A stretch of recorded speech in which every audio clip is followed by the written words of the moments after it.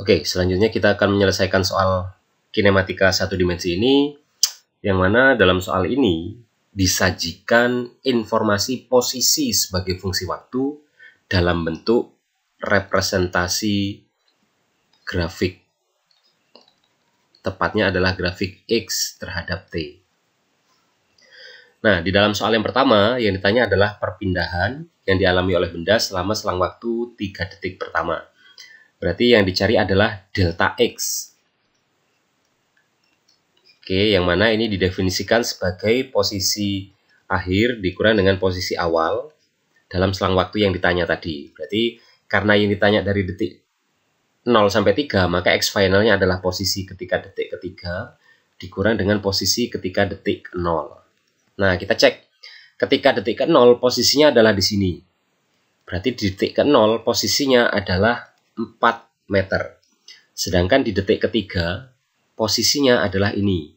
Berarti 7 meter. Sehingga posisi benda, sehingga perpindahan yang dialami benda dalam 3 detik pertama adalah 3 meter dan arahnya adalah positif atau ke kanan. Maka jawabannya adalah yang D. Nah, untuk soal berikutnya yang ditanya adalah jarak tempuh untuk 3 detik pertama.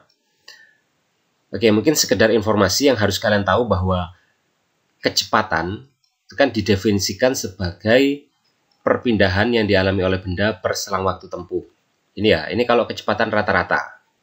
Tapi kalau kita menentukan kecepatan sesaat, ini kan bisa didefinisikan sebagai dx per dt. Nah, coba ketika kita punya grafik, misalkan ini sumbu y, ini sumbu x. Terus kita nyari bagaimana kemiringannya ini. Nah, kemiringan ini kan bisa ditentukan dengan delta y per delta x. Nah, ini kita punya grafik x terhadap t, dan v adalah delta sumbu y dibagi dengan delta sumbu x. Dengan sumbu y-nya adalah x, sumbu x-nya adalah t. Maka ini sebenarnya sama persis dengan persamaan gradien atau kemiringan. Bedanya apa dengan yang sesaat? Kalau sesaat ini adalah kemiringan dari garis singgung. Berarti kalau misalkan kita mau nyari berapa kecepatan awal. Nah, ini hati-hati. Biasanya kalau ditanya kecepatan awal, di titik ini kecepatan awal itu dicek apakah sudah ada gradien atau belum. Ingat, menentukan kecepatan, mungkin saya tulis ya ini. Kecepatan itu adalah gradien garis singgung dari kurva pada grafik X terhadap T. Nah, kalau kita cek di detik ke 0, punyakah dia garis singgung? Punya. Bagaimana kemiringan garis singgung tadi? Kemiringan garis singgungnya adalah positif. Jadi kalau misalnya kita punya gradien, bentuknya condong ke kanan, maka ini kan gradiennya positif. Kalau bentuknya condong ke kiri, maka gradiennya negatif. Kalau garisnya datar, maka gradiennya 0. Terus kalau dia tegak lurus, maka gradiennya kan tak hingga, kan seperti itu. Sehingga di sini kecepatannya mula-mula bernilai positif. Terus di sini, kalau kita cek lagi gradiennya, itu tetap positif, tapi tidak semiring yang awal. Artinya apa? Artinya dari detik 4 dan seterusnya, ini makin lama makin lambat, sehingga di detik ke-8, di detik kedua, ini dia kan garisnya datar kemiringannya. Gradien kemiringannya itu kan nggak ada. Berarti M-nya 0. M0 atau gradien 0, maka V-nya juga 0. Berarti di sini dia berhenti sesaat. Maka di titik inilah bendanya berbalik arah. Nah, gitu. Jadi itu makna dari grafik yang ada di soal ini. Sehingga kalau yang dicari adalah jarak tempuh pada detik 0 sampai detik ketiga, berarti di detik ketiga dia sudah berbalik arah. Pada detik kedua bendanya kan berbalik arah. Maka kita cari perpindahan sebelum berbalik arah ditambah dengan perpindahan setelah berbalik arah. Sebelum berbalik arah berarti 0 sampai 2. Maka untuk nyari jarak adalah besar perpindahan dari 0 sampai 2 ditambah dengan besarnya perpindahan dari 2 sampai 3 detik. Kan gitu. Dengan yang 0 sampai 2 sebelum berubah arah, yang 2 sampai 3 itu yang setelah dia berubah arah. Nah, ini sebelum berubah arah berarti posisi ketika 2 adalah 8, dikurang dengan posisi ketika 0 adalah 4, ditambah dengan posisi di detik ketiga adalah 7, dikurang dengan posisi di detik kedua adalah 8. Nah, berarti ini dapatnya 4 meter ditambah dengan 1 meter, berarti 5 meter. Inilah dia perpindahannya. Nah, ini seringkali biasanya mahasiswa atau siswa itu dalam menentukan jarak tempuh itu biasanya langsung dihitung dengan posisi awal ditambah posisi akhir. Sehingga ketika detik ketiga, itu kan posisi akhirnya 7, detik 0 posisi awalnya adalah 4, berarti 4 tambah 7, 11. Nah, ini jawaban yang seringkali dimiliki oleh siswa. Atau ditambah posisi setiap waktu, detik ke 0 posisinya 4, detik ke 1 posisinya 7, detik kedua posisinya 8, misalkan, dan seterusnya. Nanti dijumlah semuanya, itu hasilnya. Jadi itu adalah cara-cara yang keliru, tapi seringkali digunakan oleh siswa maupun mahasiswa.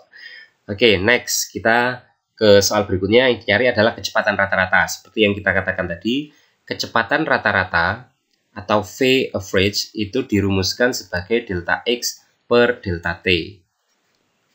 Nah, kita cek.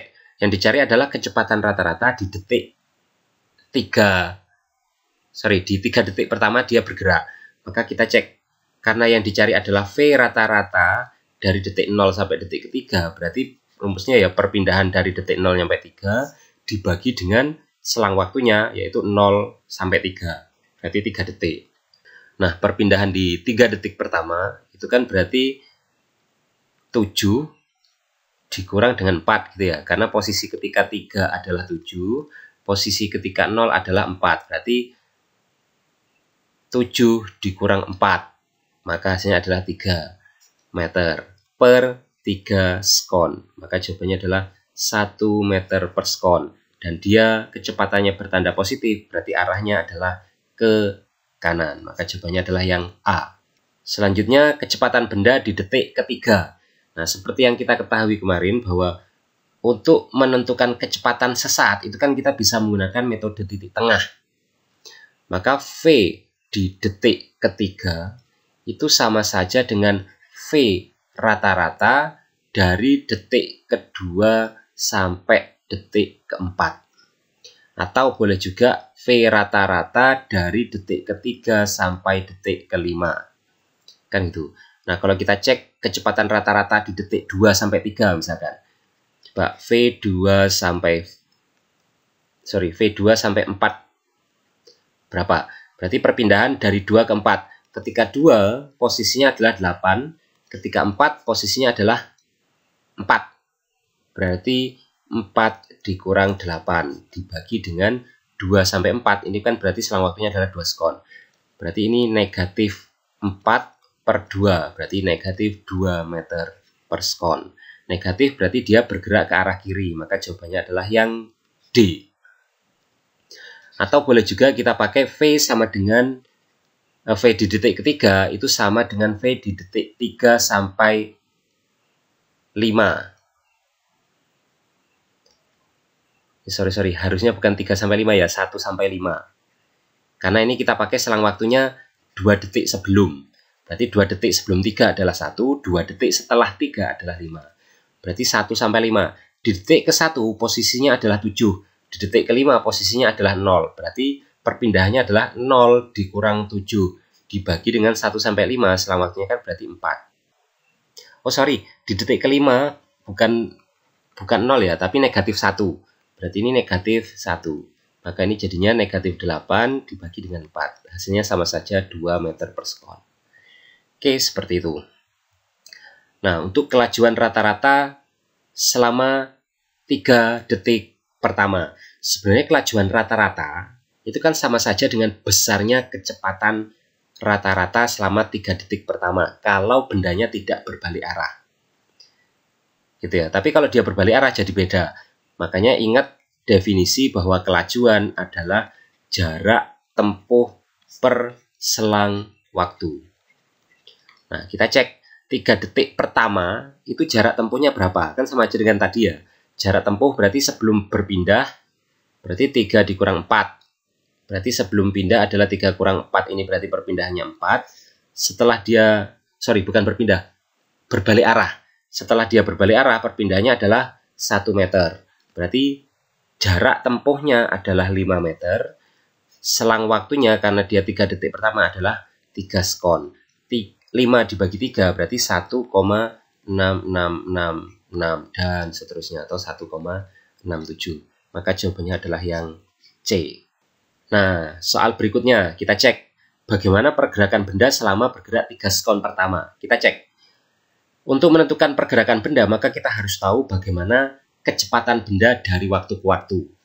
Ingat, kecepatan dari grafik X terhadap T itu ditentukan dengan gradien kemiringan garis singgung. Nah, kita cek. Mula-mula kemiringannya begini, misalkan. Oke. Terus jadi gini, gini, gini, dan seterusnya. Berarti dari detik 0 nyampe 3, dari detik 0 nyampe 2, ini kan kemiringannya makin kecil. Sehingga di detik kedua, dia tidak punya kemiringan. Artinya, awalnya kecepatannya gede, terus jadi kecil, maka dia diperlambat. Gitu ya, berarti dari 0 sampai 2, dia bergerak diperlambat. Terus, kalau diperhatikan lagi, bagaimana kecepatannya, positifkah atau negatifkah? Nah, ini kalau kita lihat gradiennya kan positif. Kalau gradien positif, maka bendanya bergerak ke arah kanan karena kecepatannya juga positif. Pokoknya ingat bahwa V untuk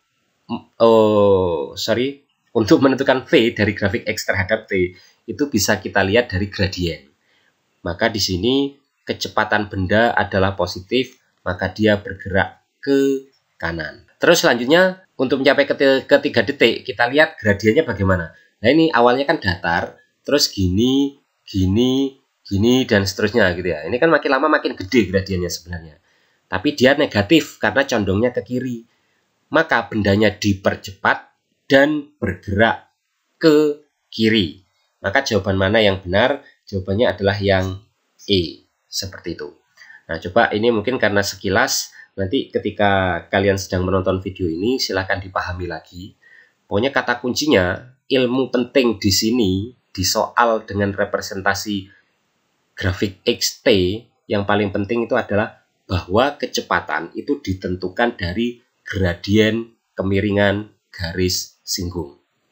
Oke, sekian. Sampai jumpa di video berikutnya untuk yang representasi gambar.